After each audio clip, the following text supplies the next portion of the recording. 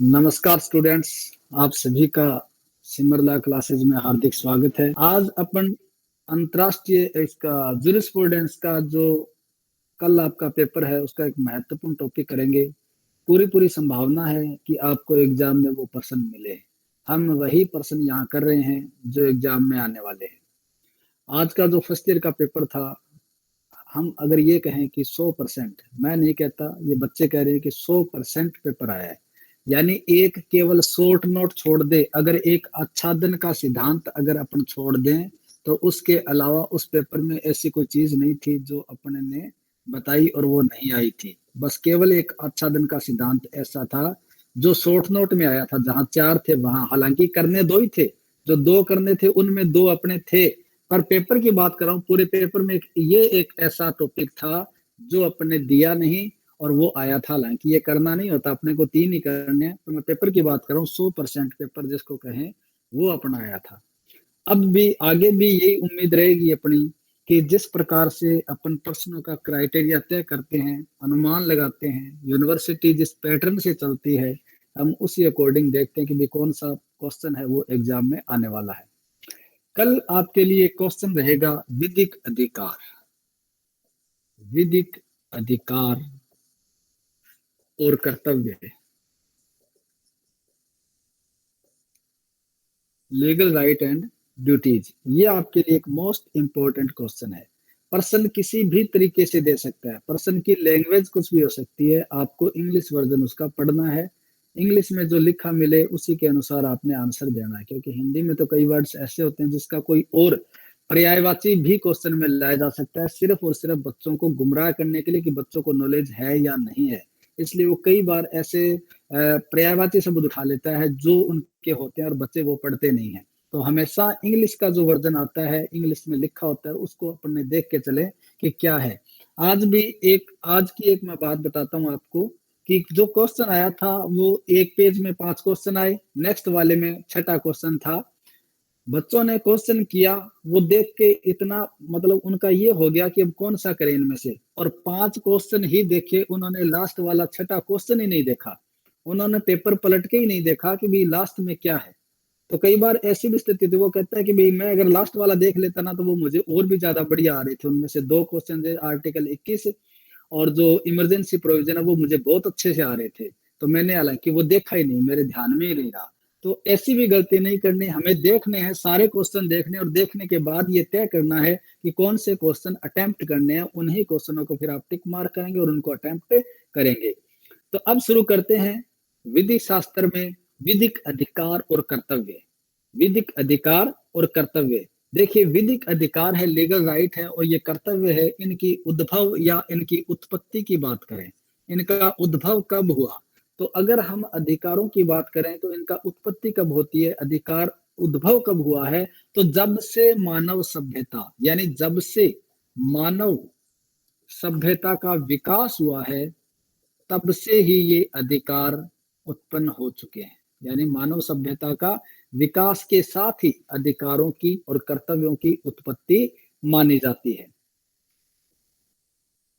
समाज के व्यक्ति परस्पर संपर्क में आते हैं। समाज में क्या होता है, व्यक्ति आपस में संपर्क में आते हैं और वो एक दूसरे के प्रति कुछ विधिक अधिकार और कर्तव्य उनके होते हैं। भाई समाज में व्यक्ति रह रहा है, पहले कबीलों में था, धीरे धीरे समाज बने, फिर गांव राष्ट्र ऐसे बनते गए। तो समाज में जब व्यक्ति रहेगा तो निश्चित रूप से उस एक व्यक्ति का इस दूसरे व्यक्ति के साथ क्या होगा, संपर्क होगा। जब संपर्क होगा तो इनमें से इन एक दूसरे के प्रति किसी के अधिकार होंगे और एक दूसरे के प्रति किसी के कर्तव्य होंगे। तो यानी जब व्यक्ति समाज में आता है, समाज में रहता है, तो उनके उनके एक दूसरे के प्रति कुछ अधिकार होते हैं और कुछ कर्तव्य होते हैं, जिन्हें हम प्रचलित भाषा में अधिकार और कर्तव्य कहते हैं। ये जो व्यवहार है, ये जो व्यक्ति का व्यवहार है एक दूसरे के प्रति, इसको जो कंट्रोल किया जाता है वो किसके द्वारा किया जाता है, अधिकारों के द्वारा किया जाता है। अधिकारों के द्वारा नियंत्रित किया जाता है। आपका अधिकार है, आपका इसके प्रति व्यवहार है अच्छा बने रहने का, आपका प्रति व्यवहार इसका है कि भाई वो इसके घर में किसी प्रकार की परेशानी पैदा ना करे, चोरी ना करे। तो यानी इन सबको, इसके राइट्स कौन से हो गए, फिर अधिकार आ गए कि इनके अधिकारों के द्वारा क्या किया जाएगा, ऐसे व्यवहारों को कंट्रोल किया जाएगा, ऐसे व्यवहारों को नियंत्रित किया जाएगा। ये सर्वविदित है, सभी लोग जानते हैं कि विधि का मूल उद्देश्य क्या होता है, मानवीय हितों को संरक्षण प्रदान करना। विधि का जो मूल उद्देश्य वो यही होता है कि किसके हितों को संरक्षण प्रदान किया जाए, मानव के हितों को, यानी मानवीय हितों का संरक्षण प्रदान करना ही विधि का मूल उद्देश्य होता है। और ऐसा करते हुए व्यक्ति के संव्यवहारों को विनियमित करना उसका मुख्य उद्देश्य है। यानी ऐसा मानवीय हितों की सुरक्षा करते हुए क्या करेगी, ऐसे हितों को विनियमित करने वाले नियम बनाएगी। फिर वो रेगुलाइज करने के लिए भी व्यक्ति समाज में रहेगा, समाज में अपने काम करेगा, तो कोई एक दूसरे के कार्य में दखल अंदाजी ना करे, एक दूसरे के कार्य में हस्तक्षेप ना करे। इसके लिए क्या बनाए जाते हैं, कुछ नियम यानी विनियम तय किए जाते हैं, जिनके आधार पर व्यक्ति के व्यवहार को कंट्रोल किया जाता है। व्यक्तियों के ये जो अधिकार है, इन लागू कराने तथा उनका अतिक्रमण करने वाले को दंडित करने के लिए राज्य क्या करता है, अपनी भौतिक शक्ति का प्रयोग करता है। ये जो व्यक्ति के अधिकार हैं, इन अधिकारों को लागू करने के लिए, इन अधिकारों को लागू करने के लिए तथा अगर कोई इन अधिकारों का अतिक्रमण करेगा तो उनको दंडित करने के लिए, तो क्या करने के लिए, दंडित करने के लिए राज्य क्या करेगा, अपनी शक्ति का प्रयोग करेगा। राज्य क्या करेगा, अपनी शक्ति का प्रयोग करेगा।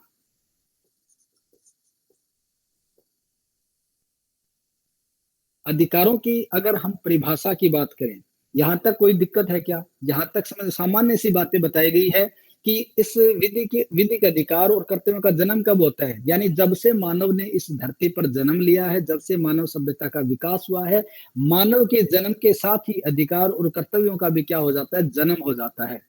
ये क्या है, विधि क्या करती है, मानवीय हितों की रक्षा के लिए कुछ नियम बनाती है। अभी व्यक्ति समाज में रहेगा तो समाज में देखा होगा आपने, पहले चाहे कबीले होंगे, जब कबीले हुआ करते थे तब भी उनके आपस में कुछ रूल्स होते थे, भले ही वो राज्य के द्वारा नहीं बनाए जाते थे, इन समाज के मुखिया के द्वारा, जो कबीले का मुखिया होता था वो नियम बनाता था, उन्हीं नियमों के द्वारा इनके व्यवहार को तय किया जाता था। अब धीरे धीरे जब बढ़ के राज्य बन गया तो राज्य में भी क्या होगा, राज्य की जो शक्ति होगी, राज्य की जो पावर होगी, अथॉरिटी होगी, सुप्रीम जो अथॉरिटी होगी, वो क्या करेगी, अपने समाज, अपने राज्य के मानव के हितों के लिए कुछ कानून बनाएगी, विनियमित करेगी, ऐसे नियम तय करेगी जिनके आधार पर व्यक्तियों के, समाज में रहने वाले लोगों के आपस में व्यवहार को नियंत्रित किया जा सके। ठीक है, तो सिंपल सी बातें यहाँ बताएगी। ऐसे अधिकार जो होंगे, इन अधिकारों को लागू करने के लिए और इन अधिकारों का अगर कोई अतिक्रमण करेगा तो उनको दंडित करने के लिए राज्य क्या करेगा, अपनी शक्ति का प्रयोग करेगा, राज्य अपने बल का प्रयोग करेगा। आप देखते हो अगर कोई किसी के राइट्स का हनन करता है तो राज्य क्या करता है, उसके खिलाफ कार्रवाई करता है। ऐसे कोई व्यक्ति किसी अधिकारों का अतिक्रमण करेगा तो उसको दंडित किया जाएगा। इन सबको अधिकारों को लागू करवाने के लिए और अतिक्रमण अगर कोई करता है तो उसको दंडित करने के लिए राज्य क्या करेगा, अपनी शक्ति का प्रयोग करेगा, अपनी मशीनरी का प्रयोग करेगा, जिसके आधार पर ऐसे अधिकारों को दिलाया जाएगा उस व्यक्ति को जिसके अधिकारों का हनन हुआ है, अतिक्रमण हुआ है। आगे बढ़ते हैं, अपन बात करेंगे अधिकारों की परिभाषा की। बिल्कुल इसको बड़े ध्यान से इत्मीनान के साथ सुनना है और कुछ नहीं करना, आपको अपने माइंड पर जोर तो देना ही नहीं है। परिभाषा किसकी, अधिकारों की। तो अधिकारों की क्या परिभाषा है, अधिकारों की परिभाषा क्या है, अधिकार की परिभाषा अलग अलग विधि शास्त्रियों ने इसकी परिभाषा भी क्या दी है, भिन्न भिन्न इसकी परिभाषा दी है। सबसे पहले अपन बात करेंगे सेविनी की। किसकी, सेविनी की। सेविनी क्या कहता है अधिकारों को लेके, सेविनी क्या कहता है, सेविनी ये कहता है कि अधिकार एक शक्ति है। क्या है, अधिकार एक शक्ति है, अधिकार एक शक्ति है, यानी अधिकार क्या है, एक पावर है, शक्ति है। तो सेविनी क्या कहता है, सेविनी से क्या रखना, शक्ति, और शक्ति कौन कहता है, अधिकारों को शक्ति कौन बताता है, सेविनी बताता है। तो सेविनी शक्ति, अधिकार एक शक्ति, सेविनी कहता है। हॉलैंड क्या कहता है अधिकारों की परिभाषाओं के बारे में, हॉलैंड ये कहता है कि अधिकारों को एक सामर्थ्य या क्षमता के रूप में परिभाषित किया गया है। हॉलैंड ये कहता है कि अधिकारों को एक सामर्थ्य या क्षमता के रूप में परिभाषित किया है। ये क्या है, अधिकार क्या है, एक सामर्थ्य है या एक कैपेसिटी, क्षमता के रूप में इसको परिभाषित करता है कौन, हॉलैंड।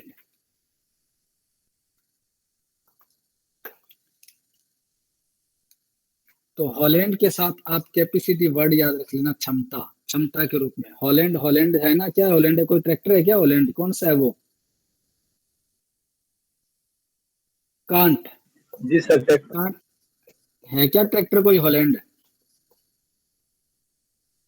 जी सर, होता है ना। जी सर। हाँ, उसमें बड़ी क्षमता होती है, ताकतवर होता है। तो क्षमता की बात कौन करता है? हॉलैंड करता है। ये कहता है कि इसमें बड़ी सामर्थ्य है। अधिकारों को एक सामर्थ्य या क्षमता के रूप में उसने क्या किया, परिभाषित किया कि ये एक ताकतवर है, इनमें एक क्षमता होती है, इनकी एक सामर्थ्यता होती है, इसके रूप में अधिकारों को परिभाषित किया है। अधिकारों का आप देखते हैं कि कोई ये कहेगा आपको ये राइट है, आपको ये अधिकार है ऐसा करने का, आप इसके खिलाफ कार्रवाई कर सकते। तो अधिकारों में कितनी ताकत होती है, पूरे सिस्टम को हिला के रख देता है। तो अधिकारों में सामर्थ्य या क्षमता होती है जो दूसरे के प्रति लागू किया जा सकता है। कांट क्या कहता है? कांट ये कहता है कि विधिक अधिकार व्यक्ति को प्राप्त एक विशेषाधिकार है। क्या कहता है? विधिक जो अधिकार है, विधिक अधिकार व्यक्ति को प्राप्त एक विशेषाधिकार है, व्यक्ति को प्राप्त एक विशेषाधिकार है, यानी विशेष अधिकार है। विशेषाधिकार का मतलब, एक कांट ये कहता है कि जो विधिक अधिकार है, वो जितने भी अधिकार व्यक्ति को प्राप्त है, उन अधिकारों में जो विधिक अधिकार है वो क्या है? विशेषाधिकार है। क्या है? विशेषाधिकार। तो कांट क्या कहता है? कांट विशेषाधिकार की बात करता है, यानी अधिकारों को स्पेशल राइट्स बताता है, विशेष अधिकार इसको बताता है। एलन क्या कहता है? डॉक्टर एलन के अनुसार अधिकार क्या है? डॉक्टर ये कहता है कि अधिकार का मतलब किसी हित को प्राप्त करने के लिए विधि द्वारा प्रत्याभूत शक्ति है। तो क्या कहता है डॉक्टर एलन कि किसी अधिकार को प्राप्त करने के लिए, किसी अधिकार को प्राप्त करने के लिए, किसी अधिकार को प्राप्त करने के लिए विधि द्वारा प्रत्याभूत शक्ति। किसके द्वारा? विधि द्वारा प्रत्याभूत शक्ति। अधिकारों को क्या कहता है? एलन ये कहता है कि अगर किसी अधिकार को प्राप्त करना है तो उसके लिए विधि ने क्या दी है? शक्ति दी है। विधि के द्वारा प्रदत्त शक्ति क्या कहलाती है? अधिकार कहलाती है। किसके अनुसार? एलन के अनुसार। ग्रे क्या कहता है? ग्रे अधिकारों के बारे में कहता है। ग्रे की परिभाषा भी आप देखेंगे। ग्रे ये कहता है कि अधिकार को हित नहीं मानते हुए उसे हितों का संरक्षक या साधन मानते हैं।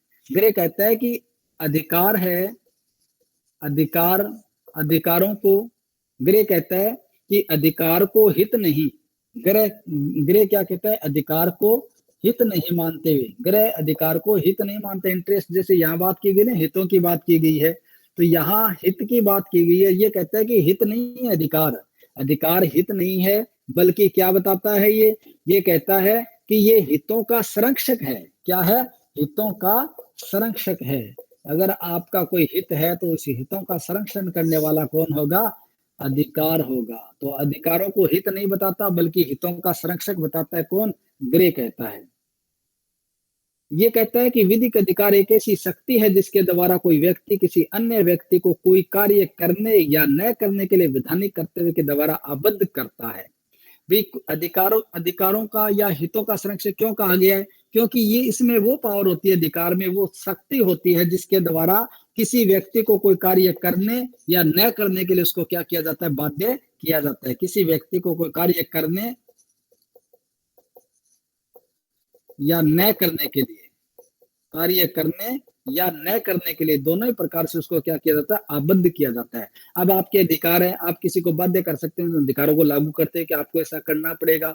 आपका अधिकार है, आप उसको बाध्य करते हैं कि आप ऐसा नहीं कर सकते। तो अधिकारों को लागू करने या अधिकारों को वो अधिकारों का कार्य नहीं करने के लिए किसी व्यक्ति को क्या किया जा सकता है? बाध्य किया जा सकता है। किसके द्वारा? अधिकारों के द्वारा। किसने कहा? ग्रे ने कहा। ग्रे ने अधिकारों का हित नहीं माना बल्कि हितों का संरक्षक माना है, गार्जियन माना है। ये जो तमाम परिभाषाएं हैं, इनको अगर हम देखें तो विधिक अधिकारों के बारे में जो निष्कर्ष निकलता है, हम उस निष्कर्ष की बात करेंगे।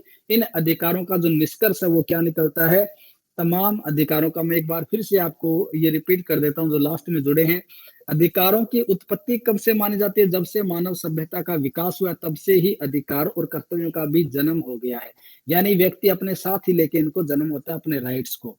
वो राइट्स, कुछ ऐसे राइट्स होते हैं जो राज्य के द्वारा प्रदत्त होते हैं, कुछ ऐसे राइट्स होते हैं जो व्यक्ति जन्म के साथ उनको प्राप्त करता है। तो अधिकारों का अस्तित्व तो देखा जाए तो जन्म के साथ इनका शुरुआत हो जाती है। डेफिनेशन की बात करें, सेवनी कहता है अधिकार एक शक्ति है, पावर है। हॉलैंड ये कहता है कि अधिकारों को एक सामर्थ्य या क्षमता के रूप में परिभाषित किया गया है। कांट ये कहता है कि विधिक अधिकार व्यक्ति को प्राप्त एक विशेषाधिकार है। और एलन ये कहता है कि किसी अधिकार को प्राप्त करने के लिए विधि द्वारा प्रत्याभूत शक्ति है, वो क्या है? विधिक अधिकार है। ग्रे कहता है कि अधिकार हित नहीं है बल्कि हितों का संरक्षक है, जो किसी भी व्यक्ति को कोई कार्य करने या न करने के लिए क्या किया जा सकता है? बाध्य कर सकता है या किया जा सकता है। इन तमाम परिभाषाओं के आधार पर जो निष्कर्ष निकल के आता है, हम उस निष्कर्ष की बात करेंगे।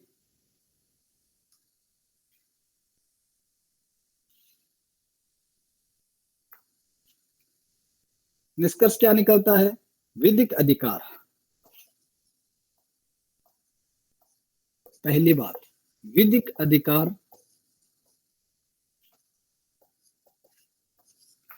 विधिक अधिकार क्या है? पहली बात यहां आएगी। विधिक अधिकार निष्कर्ष के रूप में हम कहेंगे विधिक अधिकार क्या है? एक हित या हितों का संरक्षक, एक हित या हितों का संरक्षक का ऐसा साधन है या माध्यम है जो किसके द्वारा? दूसरा, जो विधि द्वारा। भाई अधिकार कहां से मिलेंगे हमें? विधि के द्वारा मिलेंगे। विधि द्वारा क्या हो? ऐसे अधिकार मान्य हो, विधि द्वारा मान्य हो। और तीसरा, ऐसे अधिकार जो संरक्षित हो। क्या हो? संरक्षित हो।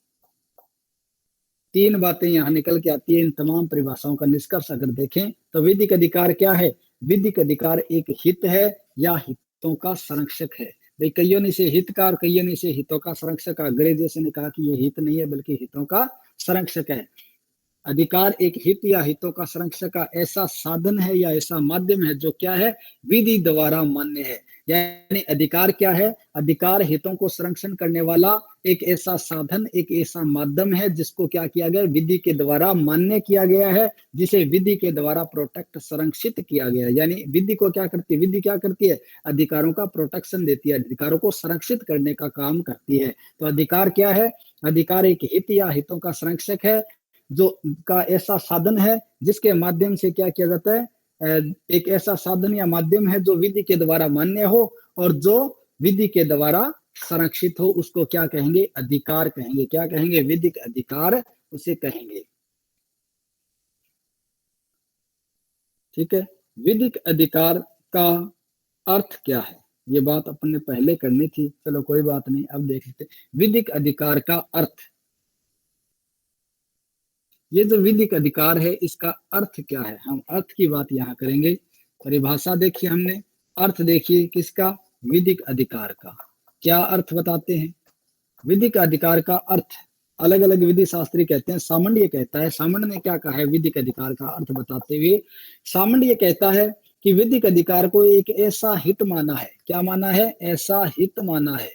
विधिक अधिकार को ऐसा हित माना है जिसे राज्य की विधि द्वारा, जिसे राज्य की विधि के द्वारा मान्यता प्राप्त है। क्या है? मान्यता प्राप्त है। यानी एक ऐसा हित है, ये सामान्य कहता है कि विधिक अधिकार एक ऐसा हित है जिसको राज्य की विधि के द्वारा क्या है? मान्यता प्राप्त है, और जो विधि के द्वारा संरक्षित है। ऐसा हित क्या है? विधि के द्वारा मान्य है और विधि के द्वारा संरक्षित है, राज्य के द्वारा संरक्षित है, ऐसा हित।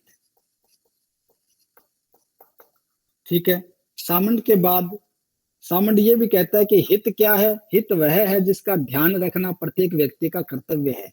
यानी अगर आपका कोई हित है तो आपके हितों का दूसरा व्यक्ति क्या रखेगा? ध्यान रखेगा। उसका ये ड्यूटी है, उसका ये कर्तव्य है कि वो आपके हितों का ख्याल रखे, आपके हितों में किसी प्रकार से इंटरफेयर ना करे।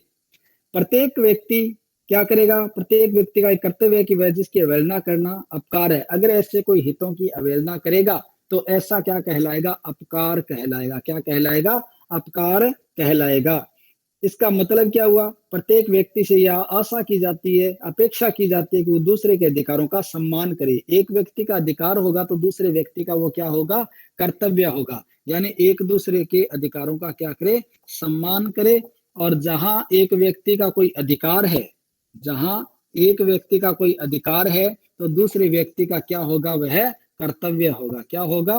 कर्तव्य होगा। आपका कोई अधिकार है, आपको कोई अधिकार प्राप्त है, तो आपकी भी एक ड्यूटी आपके साथ जुड़ी हुई होगी। यानी हम कहते हैं ना कि एक ही सिक्के के दो पहलू है, एक ही सिक्के के दो पहलू है। इधर आपका अधिकार है और इधर आपका क्या है? कर्तव्य है। क्या है? कर्तव्य। ये दोनों एक ही सिक्के के दो पहलू है। तो ये दोनों एक दूसरे के साथ जुड़े हुए हैं, इनको अलग नहीं किया जा सकता। जहां जहां अधिकार आएगा वहां वहां कर्तव्य भी स्वतः आ जाएगा। आपका अधिकार है कि अगर कोई आप राह चल रहे हो और आपको कोई एक्सीडेंट कर देता है तो आप उसके खिलाफ कार्रवाई कर सकते हैं, उसके खिलाफ मुआवजा प्राप्त कर सकते हैं, क्षतिपूर्ति कंपनसेशन प्राप्त कर सकते हैं। ये आपका राइट है। लेकिन आपका जो राइट है उसके साथ एक कर्तव्य भी जुड़ा हुआ है। कर्तव्य कौन सा है? कर्तव्य ये है कि आप भी बड़ी सावधानी से चलेंगे, आप भी किसी व्यक्ति को कोई नुकसान कारित नहीं करेंगे। ये आपकी भी ड्यूटी बनती है। आपका अधिकार है तो इसका मतलब ये नहीं कि आप केवल अधिकार ही आपको मिलेंगे, आपका भी उतना ही कर्तव्य है कि आप भी आपके कार्य के द्वारा किसी व्यक्ति को कोई नुकसान ना हो, किसी का कोई एक्सीडेंट ना हो, आप भी अपनी सही दिशा में चले। आपको राइट है तो इसका मतलब ये नहीं कि सामने वाला टक्कर मारेगा हम तो रॉन्ग साइड से चलेंगे। नहीं, आपकी ड्यूटी बनती है कि आप भी सही दिशा से चलें। तो अधिकार जहां जहां है वहां वहां व्यक्ति के कर्तव्य भी उससे क्या है? जुड़े हुए हैं। ठीक है। हॉलैंड क्या कहता है? हॉलैंड ये कहता है विधिक अधिकार का अर्थ बताते हुए कि वह व्यक्ति को प्राप्त, यह व्यक्ति को प्राप्त है, वह सामर्थ्य है, वह क्षमता है जो उस राज्य की अनुमति और सहायता से अन्य व्यक्तियों के कार्यों को नियंत्रित रखने को प्राप्त होता है। हॉलैंड क्या कहता है कि ये व्यक्ति को तो प्राप्त है, ये सामर्थ्य है। क्या है? सामर्थ्य है या क्षमता है, या क्या है? क्षमता है जो किसकी अनुमति से मिली? जो राज्य की अनुमति से। किसकी अनुमति से? राज्य की अनुमति से और सहायता से, और सहायता से अन्य व्यक्तियों के कार्यों को, अन्य व्यक्तियों के कार्यों को क्या किया जाता है? इससे नियंत्रित किया जाता है। क्या किया जाता है? नियंत्रित किया जाता है। ऐसा नियंत्रित रखने हेतु प्राप्त होता है। यानी हॉलैंड ये कहता है कि अधिकार क्या है? तो अधिकार ये व्यक्तियों को प्राप्त होगा और वह सामर्थ्य या क्षमता होगी जो राज्य की अनुमति या सहायता से इनको प्राप्त होती है, और जिसके कारण अन्य व्यक्तियों के कार्यों को क्या किया जा सकता है? नियंत्रित करने का ये काम करता है। भारत में सुप्रीम कोर्ट ने राजस्थान राज्य वर्सेस भारत संघ में विधिक अधिकार यानी विधिक अधिकार और विधिक कर्तव्य को दोनों को क्या माना है? सहवर्ती माना है। सहवर्ती यानी समवर्ती, दोनों ही एक दूसरे के पूरक हैं, ऐसा उन्होंने कहा है। सुप्रीम कोर्ट ने कहा कि भाई अधिकार और कर्तव्य है वो दोनों एक दूसरे के साथ जुड़े हुए हैं, दोनों एक दूसरे के साथ कनेक्ट हैं और वो दोनों एक दूसरे के समवर्ती हैं, सहवर्ती। इनको अलग नहीं किया जा सकता। तो अधिकारों को लेके आपसे प्रश्न भी अगर आएगा तो ये कोटेशन भी पूछी जा सकती है कि विधिक अधिकार एक दूसरे के प्रति सहवर्ती है या समवर्ती है? समझाइए। विधिक अधिकार और कर्तव्य एक दूसरे के प्रति सहवर्ती है या समवर्ती है? न्यायिक निर्णयों की सहायता से समझाइए। तो ये टैग लाइन है जो इसको कोटेशन के रूप में भी एग्जाम में क्वेश्चन के रूप में पूछा जा सकता है। फिर भी हमें यही करना है, अधिकार और कर्तव्यों के बारे में ही आंसर देने हैं।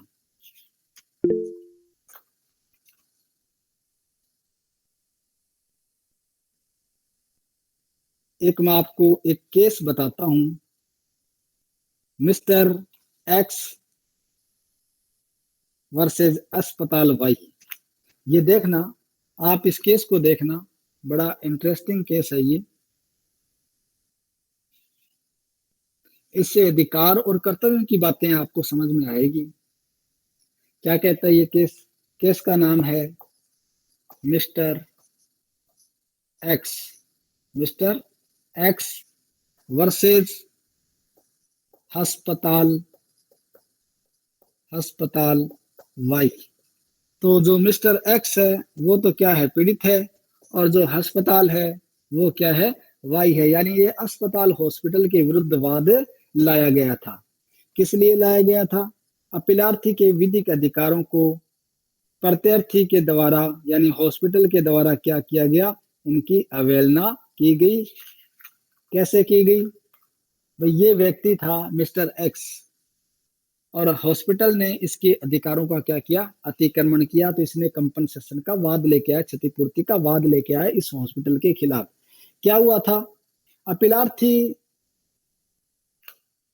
जो अपीलार्थी था ये मिस्टर एक्स था, इसका रक्त किसी अन्य को दिया जाना था। इसका रक्त किसी अन्य को दिया जाना था।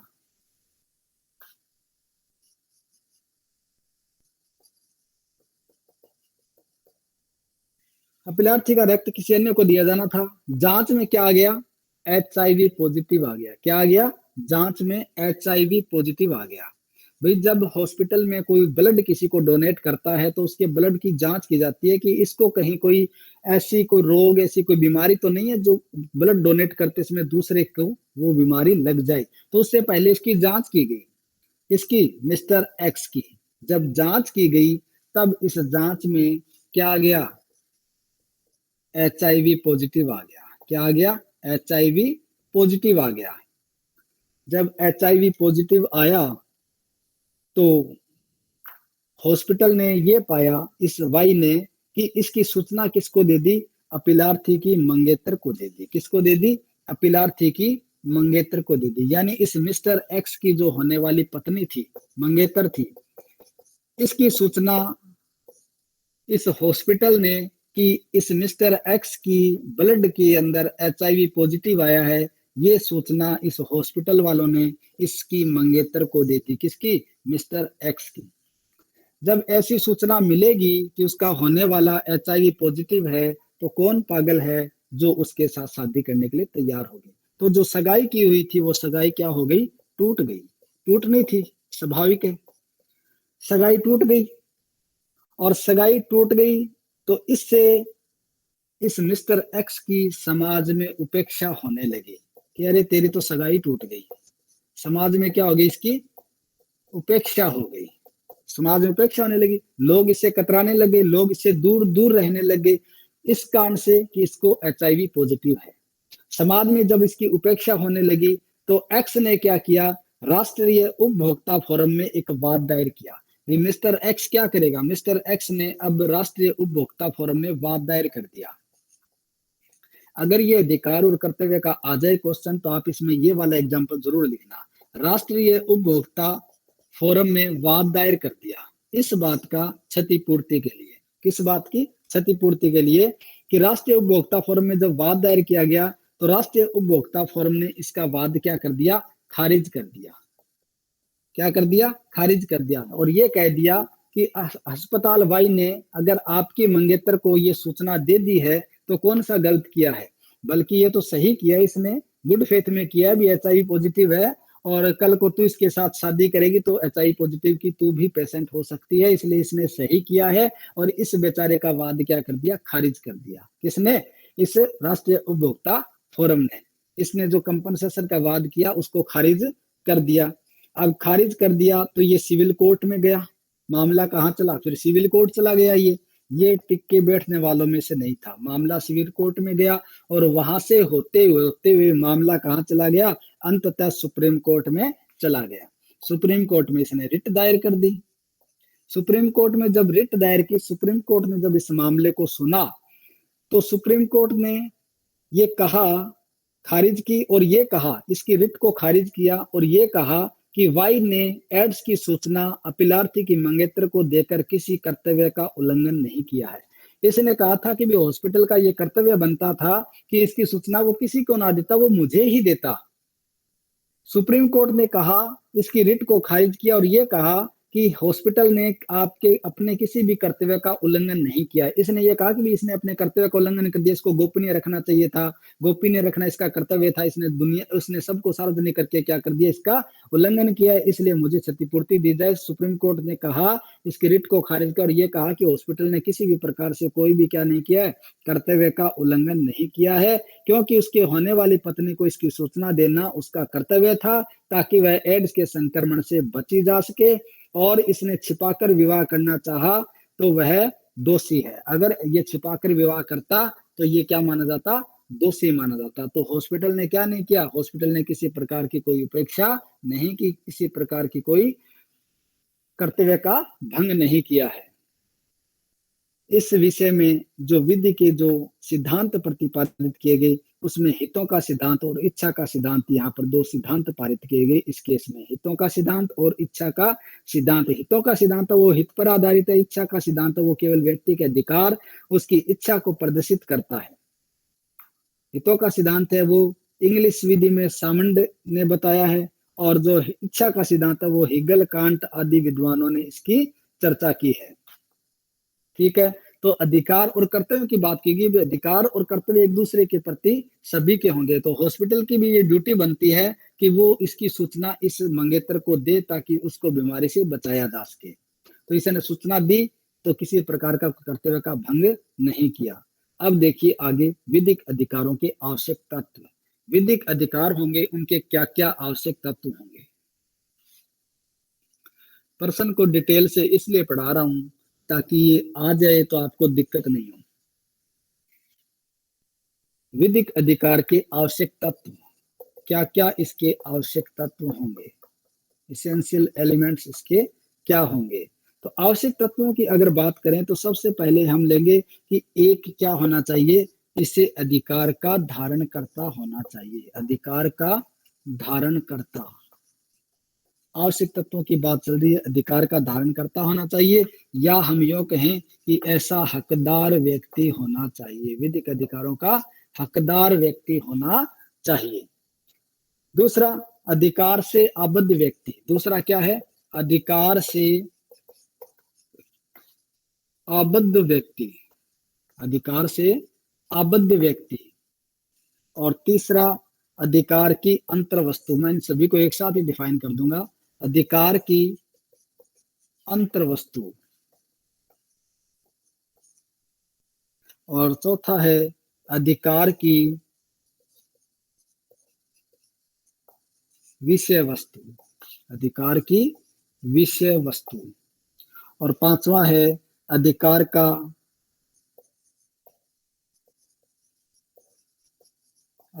का स्वत्व या हक जिसको कहते हैं, टाइटल जिसको कहते हैं। ठीक है, ये क्या है, ये अधिकार के आवश्यक तत्व है। क्या भी कोई भी अधिकार होगा उसको कोई ना कोई व्यक्ति धारण करने वाला होना चाहिए, यानी ऐसे अधिकार का धारण करता या हकदार व्यक्ति होना चाहिए। विधिक अधिकारों की अपन बात करें, उसके इसेंशियल एलिमेंट्स पढ़ रहे हैं। इसेंशियल एलिमेंट्स में अपन क्या देख रहे हैं कि कोई अधिकार है, ये मान लो अधिकार है, किसका, ए का अधिकार है। तो अधिकार अपने आप कुछ करेगा क्या, अधिकारों को चाहिए एक व्यक्ति। क्या चाहिए, ऐसे अधिकारों को जो धारण करने वाला है। मान लो ए है, क्या हो गया, ए के क्या हो गए, अधिकार हो गए। तो इन अधिकारों को धारण करने वाला कौन हुआ, ए हुआ। तो अधिकारों की आवश्यक तत्व है कि ऐसे अधिकार का धारण करता या हकदार व्यक्ति होना चाहिए। पहली बात, इसके लिए जरूरी होगा ए। दूसरी बात, ऐसे अधिकार से आबद्ध व्यक्ति, यानी ये जो इसका अधिकार है ये किसके विरुद्ध बाध्य किया जा सकता है, किसको आबद्ध किया जा सकता है। तो दूसरा व्यक्ति कौन होगा, जो ऐसे अधिकार से क्या होगा, आबद्ध व्यक्ति होगा। यानी बी क्या है, ऐसे अधिकार से आबद्ध व्यक्ति है। समझ में आ गई बात। भाई एक व्यक्ति तो चाहिए अधिकारों को धारण करने वाला, और दूसरा चाहिए ऐसे अधिकारों से जो आबद्ध होता है वो। तीसरी बात, ऐसे अधिकार की कोई ना कोई अंतर्वस्तु होगी, यानी जो अधिकार जो धारण कर रहा है वो अधिकार है क्या, उसकी अंतर्वस्तु क्या है, वो अंतर्वस्तु उसमें होनी चाहिए। तो अधिकारों की अंतर्वस्तु को लेके अगर हम बात करें तो जो आबद्धकर व्यक्ति है, कौन सा, ये जो आबद्धकर व्यक्ति है ये वाला बी, आबद्धकर व्यक्ति को हकदार व्यक्ति के पक्ष में कोई कार्य करने या न करने के लिए बाध्य करता है। यानी ये जो अधिकार है इसको धारण करने वाला व्यक्ति, ये आबद्ध व्यक्ति है, ये अधिकार क्या करता है, इस आबद्ध व्यक्ति को इस ए के विरुद्ध कोई कार्य करने या न करने के लिए क्या करता है, आबद्ध करता है। भाई आप इसके विरुद्ध ये कार्य करेंगे इसके लिए भी बाध्य किया जा सकता है, आप इसके विरुद्ध कोई कार्य नहीं करेंगे, इसके लिए भी इसे अबद्ध किया जा सकता है, इसे बाध्य किया जा सकता है। तो अधिकार की अंतर्वस्तु क्या होगी कि ऐसा कोई कार्य करना या कार्य न करने के लिए किसी को आबद्ध किया जाना इस अधिकार की अंतर्वस्तु है। अधिकार की विषय वस्तु क्या होगी, इसमें कार्य और लोप शामिल है। कार्य जहां आएगा वहां लोप भी शामिल होगा। किसी ने आपने पढ़ा होगा एक्ट और ओमिशन, जहां जहां कार्य करने की बात आई है वहां वहां लोप करना भी इसमें शामिल होगा। जहां जहां कार्य न करने की बात आई है वहां वहां ऐसा लोप न करना भी इसमें शामिल होगा। तो अधिकार की विषय वस्तु क्या होगी, अधिकार का सब्जेक्ट मैटर क्या होगा, अधिकार की विषय वस्तु होगी निश्चित। क्या होगी, निश्चित होगी। भाई ये अधिकार है किस चीज का, ये बात क्या होनी चाहिए, निश्चित होनी चाहिए। अनिश्चित, प्रत्यक्ष, परोक्ष भी हो सकती है। अधिकार की विषय वस्तु क्या हो सकती है, निश्चित भी हो सकती है। अधिकार की विषय वस्तु अनिश्चित भी हो सकती है। अधिकार की विषय वस्तु प्रत्यक्ष भी हो सकती है। अधिकार की विषय वस्तु परोक्ष भी हो सकती है। यानी ये कोई भी हो सकता है अधिकार का सब्जेक्ट मैटर। जो चीज निश्चित है वो भी, जो चीज अनिश्चित है, जैसे ख्याति, कौशल, ज्ञान आदि। अब ज्ञान है, ज्ञान की क्या सीमा है, ज्ञान को निश्चित थोड़ी किया जा सकता है, इतना ही ज्ञान था, ज्ञान तो कितना भी हो सकता है। तो अनिश्चित भी इसकी विषय वस्तु हो सकती है। ख्याति है, ख्याति अब कोई निश्चित थोड़ी होती है, उसकी मात्रा भी, किसी व्यक्ति की रेपुटेशन कितनी है वो तो कितनी भी हो सकती है। जैसा जिसका समाज में है उसी अनुसार उसकी रेपुटेशन होती है। सभी व्यक्ति, ये तो नहीं है नहीं कि भाई व्यक्ति है तो इसका मतलब व्यक्ति की रेपुटेशन इतनी होगी, तो वो तो हर व्यक्ति पर डिपेंड करेगी उसकी कितनी ख्याति है। तो अधिकार की विषय वस्तु में निश्चित चीजें भी आ सकती है, अनिश्चित भी आ सकती है, प्रत्यक्ष भी आ सकती है और परोक्ष भी क्या कर सकती है, इसमें आ सकती है, अधिकार की विषय वस्तु बन सकता है। ख्याति, कौशल, ज्ञान आदि किसी व्यक्ति के अधिकार की विषय वस्तु हो सकती है, परंतु हॉलैंड ये कहता है कि विधिक अधिकार में इस तत्व का होना आवश्यक नहीं है। किसका, इस विषय वस्तु का होना आवश्यक नहीं है। जैसे इसने कहा कि कै का नौकर है, यहाँ का धारण करता, कै अधिकार से बाध्य व्यक्ति अबद्ध व्यक्ति है, ये छोड़ो इसको। तो अधिकार का स्वत्व या हक, लास्ट है अधिकार का स्वत्व या हक। यानी कोई भी अधिकार होगा तो उसका कोई ना कोई टाइटल होगा, कोई ना कोई टाइटल अवश्य होगा, या कोई ना कोई उसका नाम जरूर होगा, बिना नाम के कोई अधिकार नहीं होगा। प्रत्येक विधिक अधिकार के साथ अधिकार के धारणकर्ता का स्वत्व या हक जुड़ा होता है। जैसे कै कोई जमीन कै से खरीदता है तो कै का अधिकार है कि वो धारणकर्ता या स्वामी है, चूंकि इस अधिकार का प्रयोग समान समस्त विश्व के विरुद्ध प्राप्त होता है। स्वत्व वह अंतन पत्र है जिसके द्वारा कै ने कै से जमीन का स्वामित्व अर्जित किया है।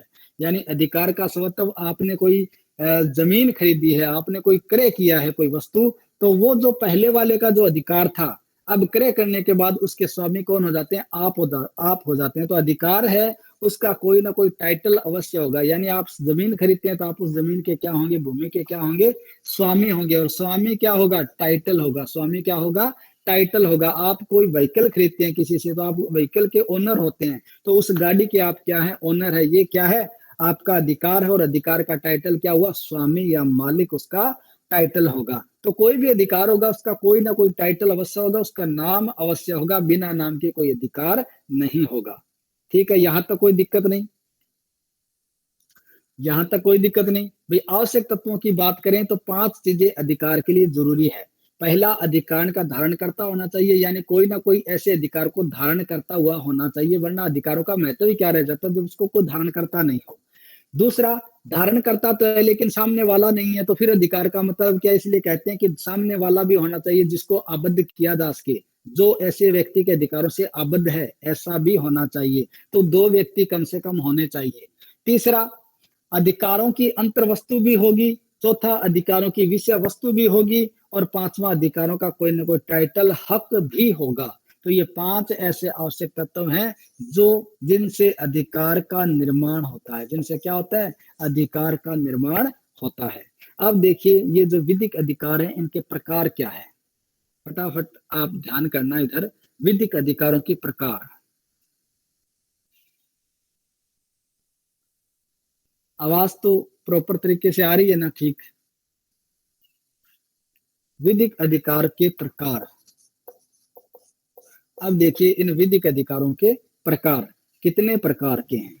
पहला जो प्रकार है वो है पूर्ण, पूर्ण तथा अपूर्ण, पूर्ण तथा अपूर्ण अधिकार, परफेक्ट एंड इम्परफेक्ट राइट। दूसरा लोकलक्षी एवं व्यक्तिलक्षी, व्यक्तिलक्षी अधिकार। तीसरा सांपत्तिक एवं व्यक्तिक अधिकार। कौन सा अधिकार? सांपत्तिक एवं व्यक्तिक अधिकार। चौथा स्वसंपत्तिक, स्वसंपत्तिक तथा परसंपत्तिक अधिकार। छठा 1 2 3 4 पांचवा सकारात्मक अधिकार, सकारात्मक तथा नकारात्मक, सकारात्मक तथा नकारात्मक अधिकार। और छठा है प्रधान एवं सहायक अधिकार, प्रधान एवं सहायक अधिकार। ठीक है, प्रधान एवं सहायक अधिकार। सातवां प्राथमिक, प्राथमिक एवं अनुशासनिक अधिकार, प्राथमिक एवं अनुशासनिक अधिकार।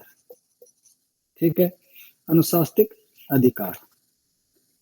आठवां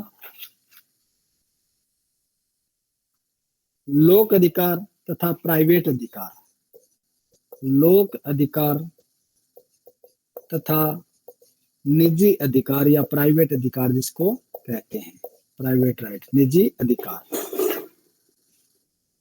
नौवां निहित तथा समाश्रित अधिकार, निहित तथा समाश्रित अधिकार। और 10वां नगरीय तथा अंतरराष्ट्रीय अधिकार, नगरीय तथा अंतरराष्ट्रीय अधिकार। और 11वां अधिसेवी तथा अधिभावी अधिकार। ठीक है, ये क्या हो गए?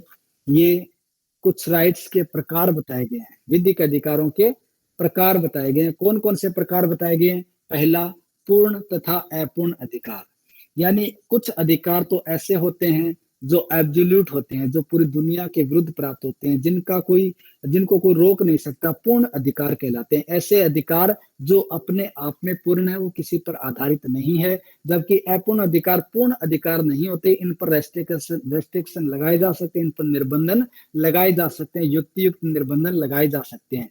तो अधिकार, कुछ अधिकार ऐसे होंगे जो पूर्ण अधिकार होंगे और कुछ अधिकार ऐसे होंगे जो अपूर्ण अधिकार होंगे। पूर्ण अधिकारों का उल्लंघन अगर करता है तो न्यायालय के द्वारा मान्य होता है। पूर्ण अधिकारों का अगर कोई उल्लंघन कर देगा तो न्यायालय क्या करेगा? न्यायालय ऐसे उल्लंघन को क्या करेगा? मान्य करेगा। क्या करेगा? मान्य करेगा। भी आपने उल्लंघन किया तो आपको दंड दिया जाएगा या कंपनसेशन दिलाया जाएगा। पूर्ण अधिकार है, उसको न्यायालय क्या करता है? मान्यता प्रदान करता है। जबकि अपूर्ण अधिकार है, ये न्यायालय के द्वारा मान्य नहीं होता। अपूर्ण अधिकार है वो न्यायालय के द्वारा मान्य नहीं होते। ठीक है, जैसे मैं अगर बात करूं अवधि बाधित ऋण, अपूर्ण अधिकार की बात करूं, अवधि बाधित ऋण, अवधि बाधित ऋण, भाई कोई ऋण ऐसा है, कोई कर्ज ऐसा है जिसको लेने की समय सीमा व्यतीत हो चुकी है। भैया आपको समय के 3 वर्ष के अंदर आप कोई भी ऋण प्राप्त कर सकते हैं। अगर वो नहीं देता तो आप उसके खिलाफ मामला दायर कर सकते हैं। लेकिन वो 3 वर्ष की अवधि अगर पार हो चुकी है तो अब आप कानूनी रूप से उसके खिलाफ कोई वाद नहीं ला सकते, जब तक सामने वाला व्यक्ति उस ऋण को स्वीकार नहीं करता है, उसकी अभिस्वीकृति नहीं देता है, तब तक आप वाद नहीं ला सकते। हालांकि ये अधिकार तो आपका है क्योंकि आपने पैसे दिए, आपको वसूल करने का अधिकार है, लेकिन ये अधिकार अब न्यायालय मान्य नहीं करेगा। क्यों नहीं करेगा? क्योंकि ये अवधि बाधित हो चुका है, अवधि को पार कर चुका है, इसलिए न्यायालय अवधि बाधित कोई भी चीज है उसको दावा करने के लिए आपको वो अधिकार नहीं देता। पूर्ण अधिकार होगा, न्यायालय इसको मान्यता प्रदान करेगा। अपूर्ण अधिकार आपका हालांकि अधिकार है लेकिन उसको न्यायालय मान्य नहीं करता है। लोकलक्षी एवं व्यक्तिलक्षी अधिकार किसको कहेंगे? ऐसा अधिकार लोकलक्षी होगा जो पूरी दुनिया के विरुद्ध होगा, जो संपूर्ण विश्व के विरुद्ध क्या होगा? प्राप्त होगा, संपूर्ण विश्व के विरुद्ध संरक्षित उसे किया जाएगा। जबकि व्यक्तिलक्षी अधिकार कौन सा होगा? जो पर्टिकुलर किसी व्यक्ति विशेष के विरुद्ध ही लागू किया जा सकता है, व्यक्ति विशेष के विरुद्ध ही, इसे निर्धारित व्यक्तियों के विरुद्ध ही प्राप्त होता है, संरक्षित होता है। यदि यही भूमि किराए या पट्टे पर दे दी जाए तो किराएदार के विरुद्ध ही अधिकार होगा। यदि कोई व्यक्ति किसी किराएदार को कोई भूमि दे दी जाती है तो पर्टिकुलर वो किराएदार के विरुद्ध ही वाद ला सकता है। तो लोकलक्षी वो अधिकार होते हैं जो पूरी दुनिया के विरुद्ध प्राप्त होते हैं, जबकि व्यक्तिलक्षी वो अधिकार होते हैं जो किसी पर्टिकुलर व्यक्ति विशेष के प्रति ही जिन्हें लागू किया जा सकता है। सांपत्तिक एवं व्यक्तिगत अधिकार ऐसे अधिकार जो अधिकार संपत्ति या संपदा में निहित होते हैं। सांपत्तिक अधिकार का मतलब ऐसा अधिकार जो संपदा या संपत्ति में निहित होता है। किसमें?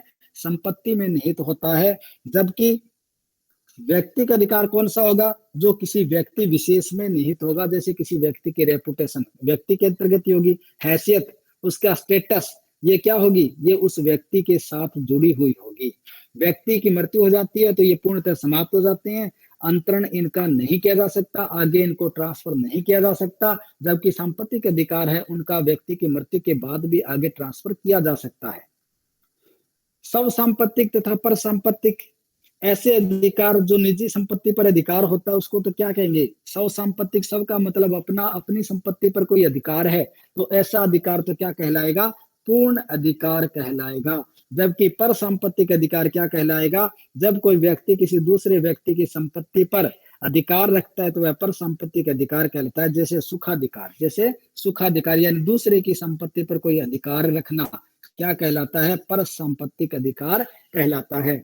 ऐसे ही सकारात्मक तथा नकारात्मक अधिकार सकारात्मक कर्तव्य के समरूप लाभ के लिए होता है। जो सकारात्मक अधिकार होगा वो किसके लिए होगा? सकारात्मक कर्तव्य के फलस्वरूप लाभ के लिए होगा। जबकि नकारात्मक अधिकार नकारात्मक कर्तव्य के समान होता है, हानि न होने देने के लिए होता है।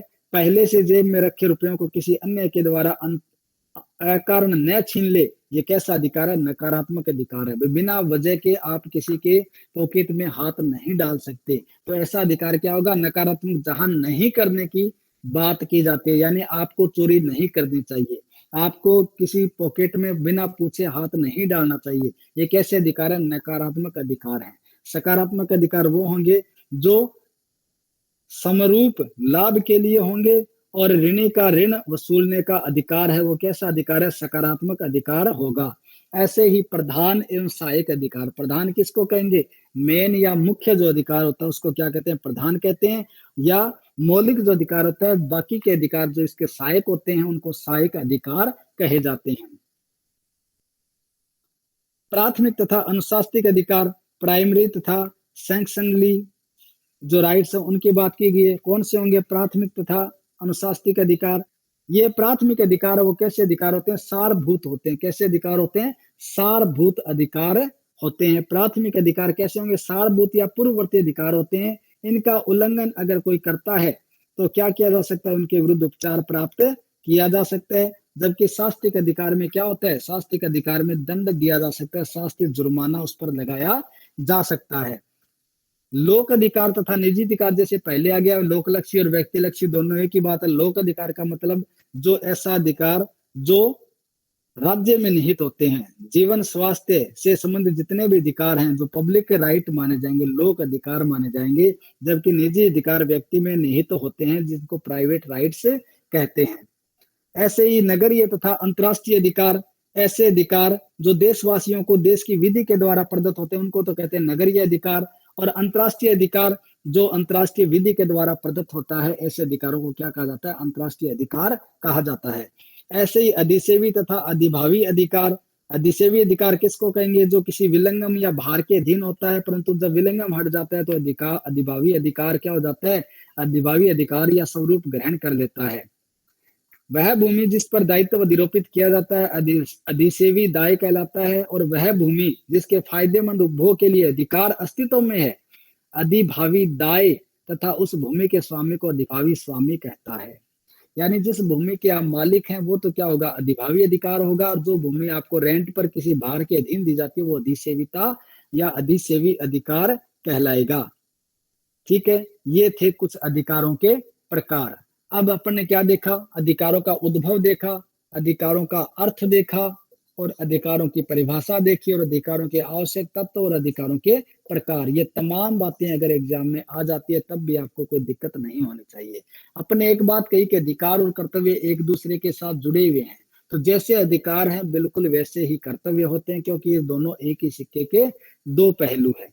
तो कर्तव्य क्या होंगे, कर्तव्य एक व्यक्ति का अगर अधिकार होगा तो दूसरे व्यक्ति का क्या होगा, कर्तव्य होगा। यानी ये दोनों एक दूसरे के साथ जुड़े हुए हैं, इनको अलग अलग नहीं किया जा सकता। कोई ये नहीं कह सकता कि मैं तो केवल अधिकार ही लूंगा, कर्तव्य मैं नहीं लेता, ऐसा नहीं कर सकता। अगर आपके कर्तव्य हैं तो अगर आपका अधिकार है तो आपके कुछ कर्तव्य भी होंगे। ट्रेन में यात्रा करने का आपका अधिकार है, लेकिन ट्रेन की संपत्ति की सुरक्षा करना भी आपका क्या है, कर्तव्य है। आपको बढ़िया सड़कें चाहिए, आपका अधिकार है, लेकिन आपका भी कर्तव्य बनता है कि आप किसी अनावश्यक या बिना वजह के कोई सार्वजनिक संपत्ति को नुकसानकारित ना करें। ऐसे ही हर जगह अधिकार और कर्तव्य एक दूसरे के प्रति जुड़े हैं। आपको स्वस्थ जीवन जीने का अधिकार है, आपको स्वस्थ पर्यावरण प्राप्त करने का अधिकार है, लेकिन आपका भी कर्तव्य है कि आप भी पौधा लगाए, आप भी कोई प्रदूषण ना करें, आप भी कोई ऐसा प्रदूषण नहीं करें जिससे लोगों के स्वास्थ्य पर विपरीत प्रभाव पड़ता है। तो जहां जहां अधिकार होगा वहां वहां क्या होंगे, कर्तव्य भी उसके साथ जुड़े हुए होंगे। तो यही प्रश्न इसी टाइप से पूछ लेता है कि अधिकार और कर्तव्य दोनों एक दूसरे के सहवर्ती हैं, समवर्ती हैं, व्याख्या कीजिए। बस इसी लाइन को बना के आपसे अधिकार और कर्तव्य पूछ लेगा। तो ऐसे प्रश्न भी एग्जाम में पूछे जाते हैं। कर्तव्य क्या होंगे, कर्तव्य की बात करें, ड्यूटीज की बात करें, कर्तव्य या ड्यूटीज। कर्तव्य होंगे वो जहां एक व्यक्ति का अधिकार होगा तो वहां दूसरे का क्या होगा, कर्तव्य होगा। यानी अधिकार और कर्तव्य हमेशा एक दूसरे के साथ जुड़े हुए होंगे। कुछ कर्तव्य आस्तीन ये कहता है, आस्तीन कर्तव्यों के बारे में कहता है, प्रकार बताता है इसके, सापेक्ष, सापेक्ष और निरपेक्ष, सापेक्ष और निरपेक्ष कर्तव्य, रिलेटिव ड्यूटीज, और निरपेक्ष का मतलब एब्सोल्यूट ड्यूटीज। ऐसे कर्तव्य जो कोई सहवर्ती अधिकार से जुड़ा रहता है, यानी कोई सहवर्ती अधिकार से जुड़ा रहता है उसको तो क्या कहेंगे, सापेक्ष कहेंगे। सहवर्ती अधिकार से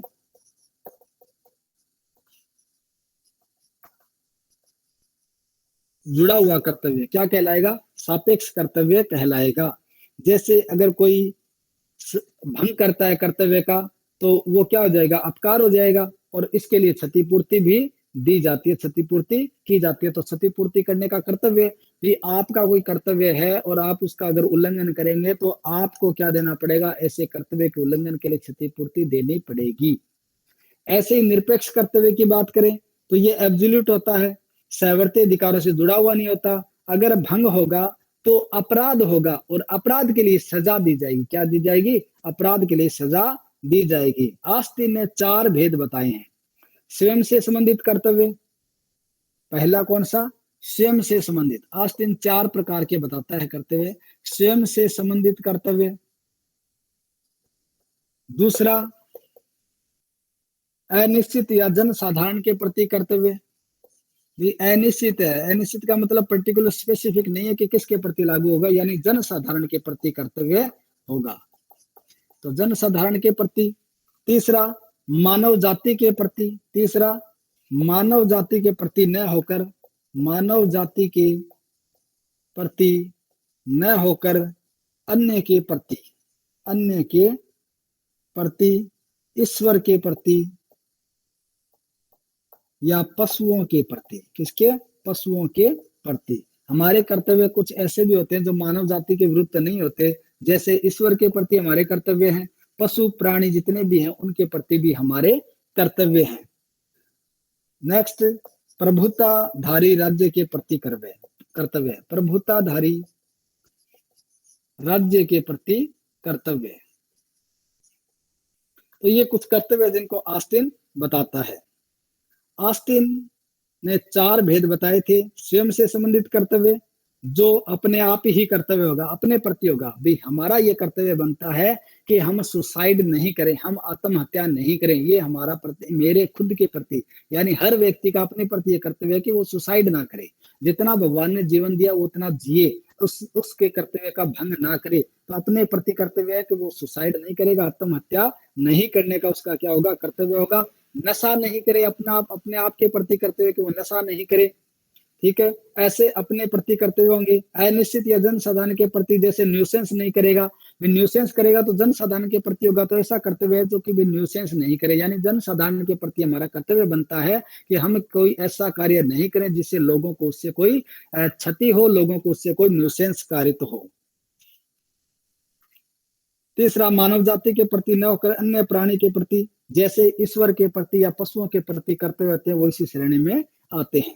पशुओं की रक्षा की जाए, गाय की सेवा की जाए, गाय के प्रति कर्तव्य, पशुओं के प्रति हिरण को नहीं मारा जाएगा, जंगली जो जानवर है इनकी रक्षा की जाएगी। ऐसे ही प्रभुत्वाधारी जो राज्य है उसके प्रति कर्तव्य, यानी जो सॉवरिन एक्ट्स है, राज्य के प्रति जो कर्तव्य, संप्रभुताधारी जो कर्तव्य है उनके प्रति भी हमारे कर्तव्य होंगे। राज्य के प्रति कर्तव्य, सॉवरिन एक्ट्स जिनको कहते हैं, राज्य के प्रति कर्तव्य। आपने लास्ट ईयर टोट में पढ़ा होगा संप्रभु के कार्य, तो उनके प्रति भी हमारे कर्तव्य होते हैं।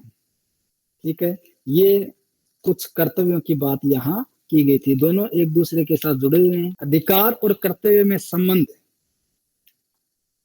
अधिकार, अधिकतर विधिवेत्ता ये कहते हैं कि जहां अधिकार है वहां कर्तव्य है, यानी ये एक दूसरे से जुड़े हुए हैं। बस निष्कर्ष के रूप में यही कह सकते हैं कि अधिकार और कर्तव्य एक दूसरे के सहगामी है। दूसरे शब्दों में अगर हम कहें कि जहां एक का अस्तित्व होगा दूसरे का अस्तित्व भी निर्भर करेगा, यानी एक दूसरे के अस्तित्व पर ये क्या करते हैं, निर्भर करते हैं। जिस प्रकार बिना संतान के पिता की तथा बिना पिता के संतान की कल्पना नहीं की जा सकती, ठीक उसी प्रकार अधिकार व कर्तव्य की कल्पना एक दूसरे के बिना नहीं की जा सकती। अगर कोई ये कहे कि ये संतान बिना पिता के हुई है तो कोई मान लेगा क्या? कल्पना कर सकते हैं क्या बिना पिता के संतान हो सकती है क्या?